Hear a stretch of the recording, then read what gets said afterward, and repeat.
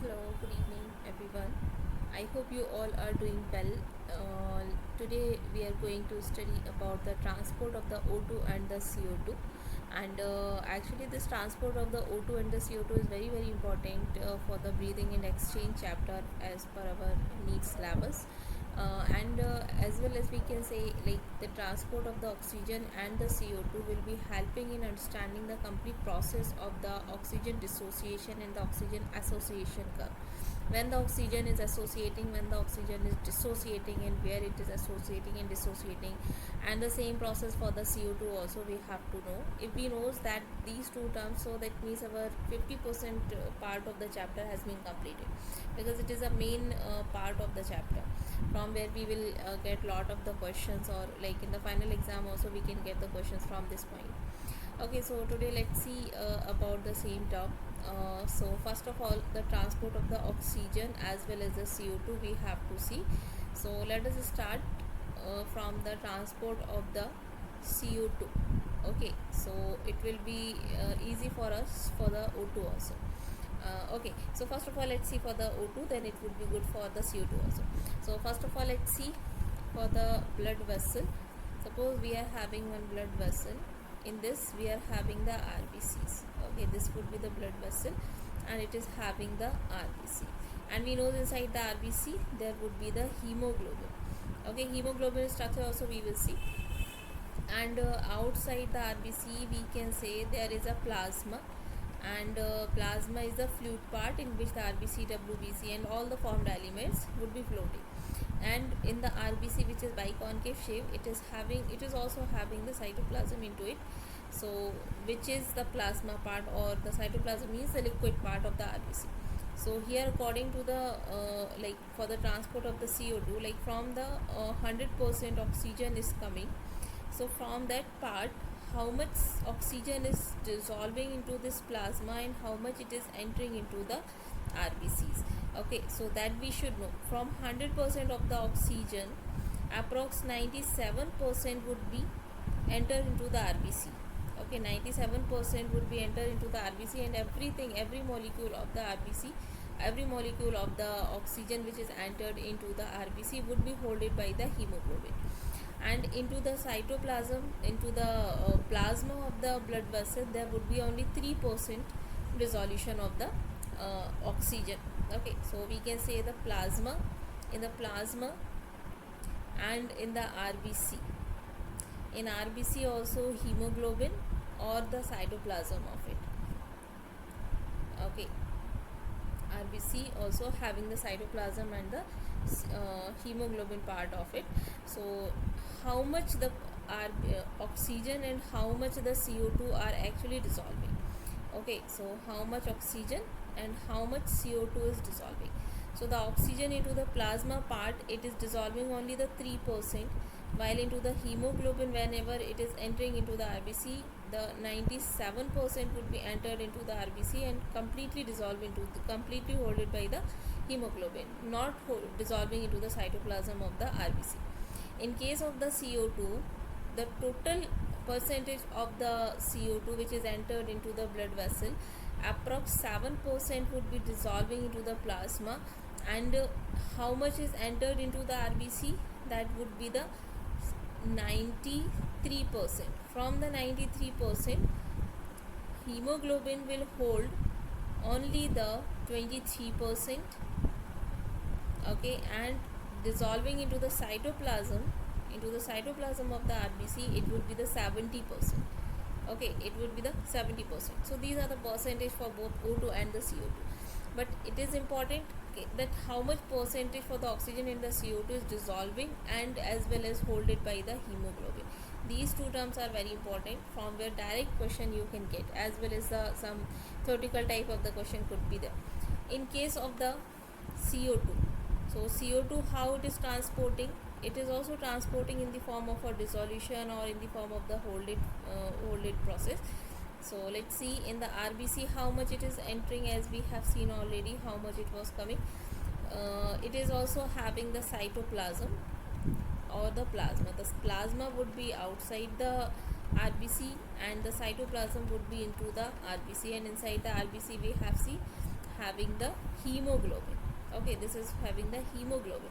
So from the in case of the CO2, from the outside, how much CO2 was actually entering? From total, it was entering into the plasma and 7% was dissolving. Remaining 93% was entering into the RBC. From this 93%, HB will hold 23%, and rest of the 70% would be dissolving into the cytoplasm of the RBC. Into the cytoplasm of the RBC, it would be forming H2CO3, which is a bicarbonate ion. Okay, we will see in detail about the RBC. We will take the RBC outside and will in detail we will understand. But let's see the complete process, that how it is happening. So first of all, we should know that from the alveoli of the lungs, the blood vessel will take the O2 and it will transport the O2 via the blood vessel to the tissues. These are the tissues. Okay, and we know into the tissues metabolic reaction would be going on, so the CO2 concentration is very high. Okay, and in the alveoli there would be the high concentration of the O2 and low concentration of the CO2. Okay, so the O2 concentration is how much? 104 mmHg we have seen already, right? So here the firstly the RBC from the blood vessel, it will hold the oxygen in the form of the hemoglobin. It will hold the oxygen via the hemoglobin. It will form HbO2. It will transport it to the tissues. Okay, and HB from the RBC, HB from the RBC, it will be leaving it, means the dissociation of the HB to the O2, means HbO2 was actually dissociating. Okay, it is the dissociation. Okay, so it is a dissociation of HB with the O2, so it would be HbO2. So O2 would be dissociating here and the HB is now free. So this HB will hold in return, it will hold the CO2 in the form of, this CO2 would be holded by the hemoglobin and it will form HbCO2. Okay, HbCO2, as well as in the plasma also it is dissolving.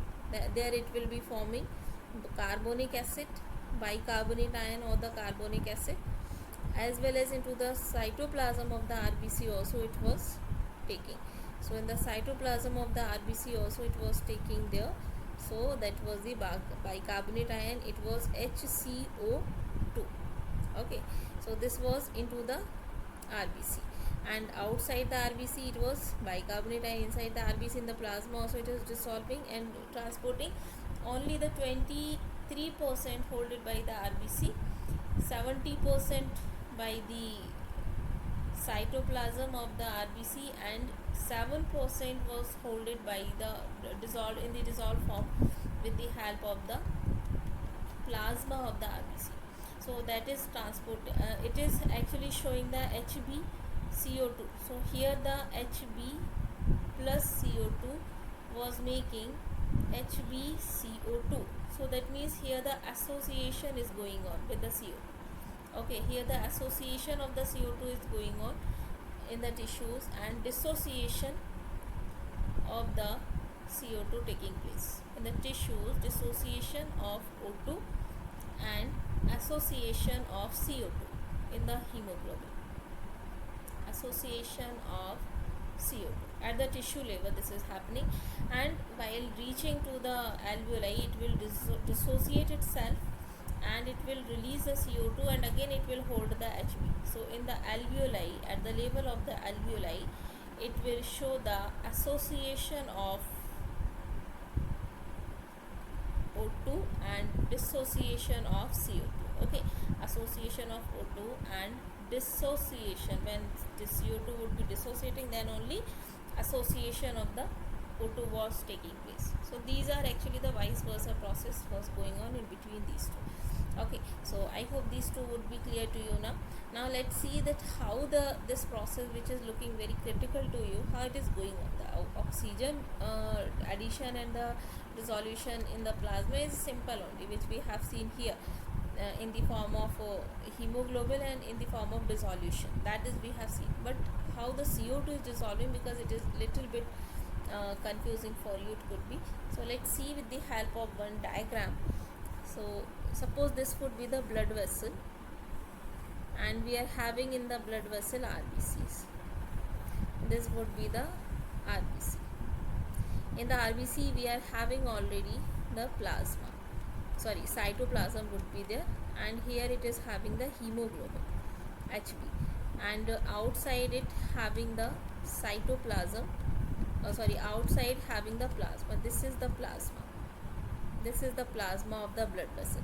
So the CO2 was actually coming from the total, it was entering into the plasma first, and 7% it was dissolving into the plasma, and then from that 7% how much is remaining, 93% is remaining. This total will enter into the RBC, and it was actually holded by the HB, and 23% only was holded by the hemoglobin, and rest 70% was actually dissolving into the cytoplasm of the RBC. And the cytoplasm we are taking it as a H2O, so H2O and CO2. Okay, H2O plus CO2, it was forming H2CO3, it is the carbonic acid, and then again in the second step it will form HCO3. Let me make it clearly so you will understand better. Okay, so here it was H2O plus CO2 and forming H2CO3, which is bicarbonic acid, and now in next step H2 was actually dissociating and it was forming HCO3.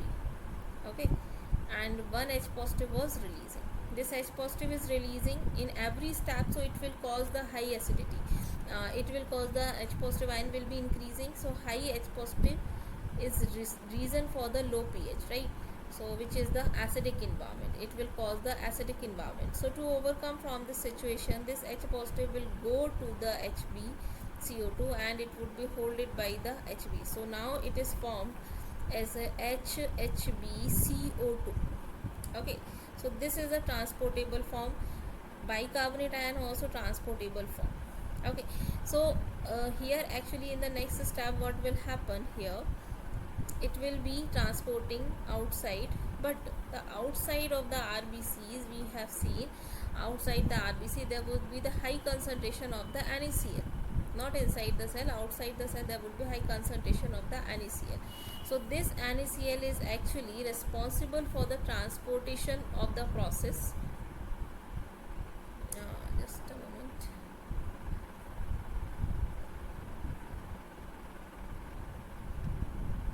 Okay, so here the NaCl is actually high into the cytoplasm, into the plasma of the RBCs, in the plasma of the blood vessel. So high concentration of the NaCl will be causing the dissociation of the Na with the Cl, so it would be NaCl negative. Now NaCl is free and more into the plasma, so it will try to connect with the HCO3 ion. Okay, it will try to connect HCO3 ion, means bicarbonate ion, and it will form NaHCO3. It will form NaHCO3. Now it is the transportable form to the alveoli. Now it will go to the alveoli. Okay, so this is a transportable form. Now what is remaining in the cytoplasm? Cl only remaining. So Cl will try to enter into the RBC and will go outside, and again coming inside and going outside. So it will maintain the osmolarity. So high Cl concentration will help in maintaining the osmolarity. Okay, or osmotic concentration we can say. Osmolarity, high Cl because Cl was remaining alone, so Na already combined with the bicarbonate ion and formed NaHCO3. So what is remaining? Cl is remaining. So this Cl will be causing the maintenance of osmolarity in between the RBC and the plasma. So here this condition, when the Cl is maintaining the osmolarity, this situation is known as the Hamburger effect. Okay, this is known as the Hamburger effect. Okay, so the one condition also known as the chloride shift, also known as chloride shift. or the hamburger effect, because on the basis of the name of researcher. Okay, and how the CO2 is transporting, that also we have seen. In the three form it is transporting. The first form is the NaHCO3, second form HHbCO2, third form in the form of dissolved plasma, which was 7% only. So the three in the three form CO2 was transporting. Okay, and we have seen in the tissue level H positive was high, so because of which the acidity was also increased, and the temperature is also increased because of it. So these are the factor which is responsible for shifting the curve towards the right side. Shift the curve towards right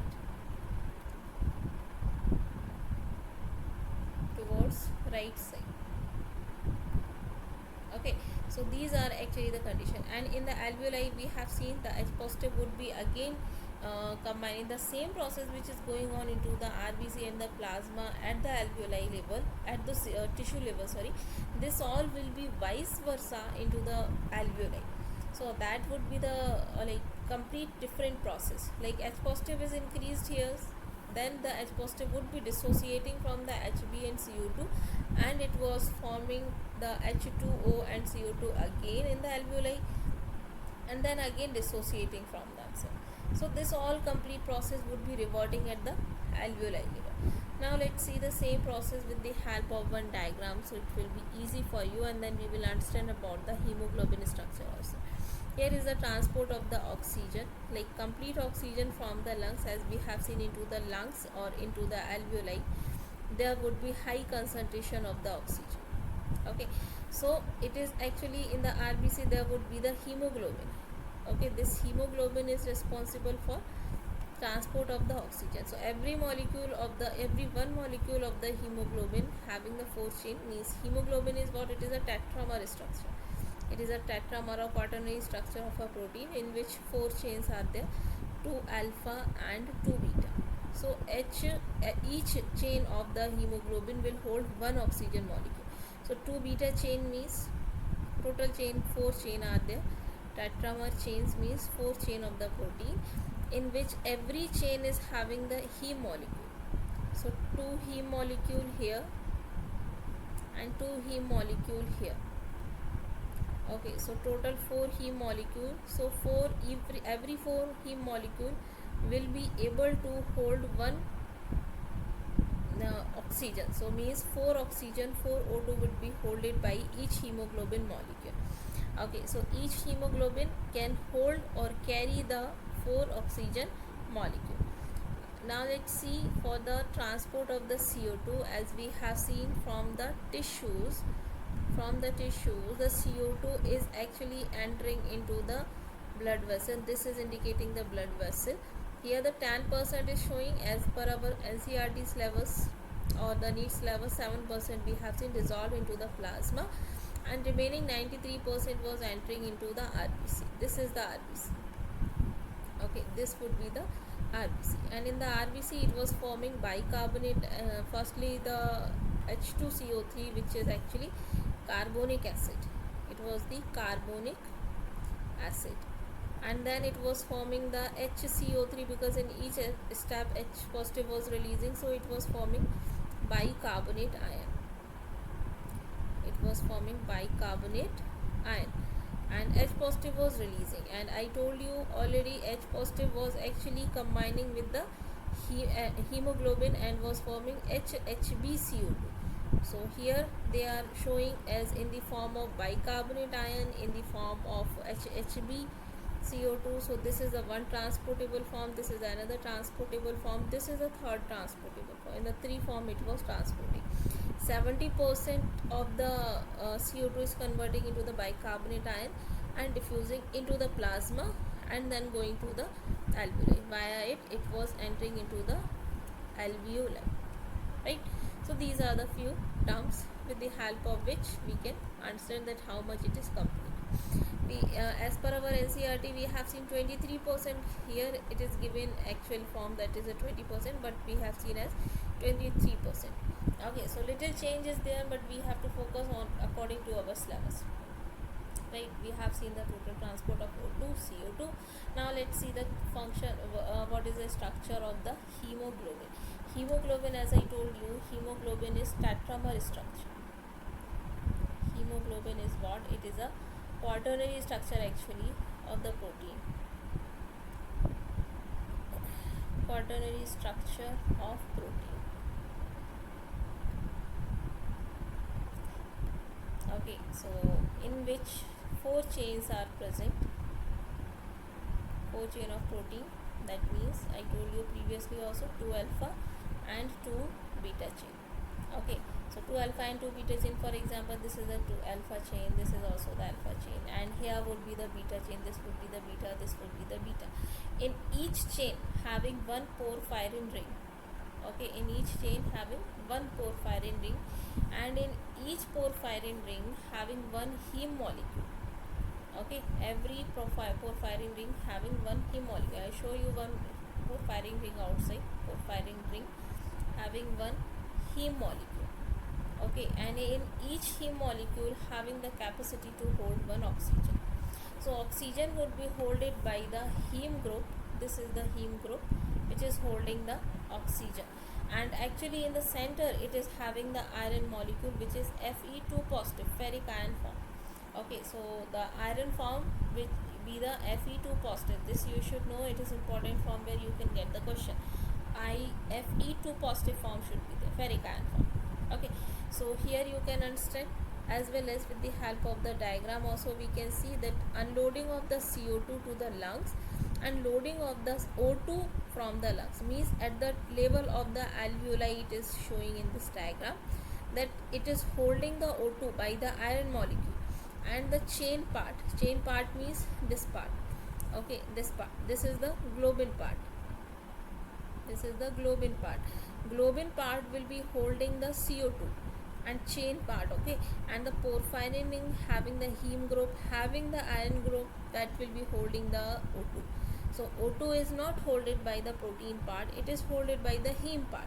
CO2 is transported by the heme, not by the heme group but the protein part, which is the globin part. Okay, so I hope it would be clear to you. Now let's see, this chain are also connected with each other. Okay, with the help of the Mg2 positive it is also connecting. Okay, now let's see that this is the hemoglobin part. Okay, in the body tissues also, here they are showing loading of the CO2 means association of the CO2 and dissociation of the O2. When it will dissociate from the O2, it then only it will show the association of the CO2 on the same hemoglobin. Hemoglobin is what? It is just like a driver. It is just like a driver for the transportation of O2 and the CO2. O2 and CO2, right? It is just like a driver. It will hold the oxygen from the alveoli and will transport the oxygen to the tissues, and at the tissues it will hold the CO2 and will drop the CO2 to the alveoli. That is what the hemoglobin is doing at the lungs as well as at the tissue level. Okay, so this is what about the complete process, and I hope this would be clear to you. Next topic would be, again will come with very good explanation. We will do the same thing into the next part of the video, and I hope this part would be clear to you, and it will be much clear. So definitely it will help you in your question practice as well as in your preparation in the test also.